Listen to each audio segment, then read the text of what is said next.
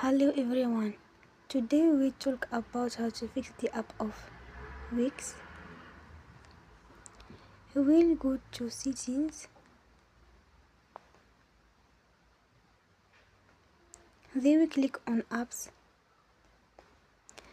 After that we search about the app of Wix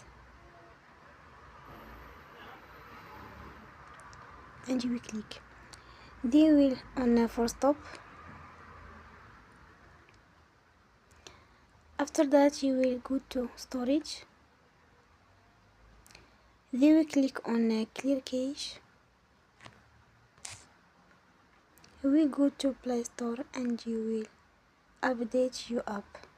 Don't forget to support us by like and subscribe. See you next time and thank you for attention.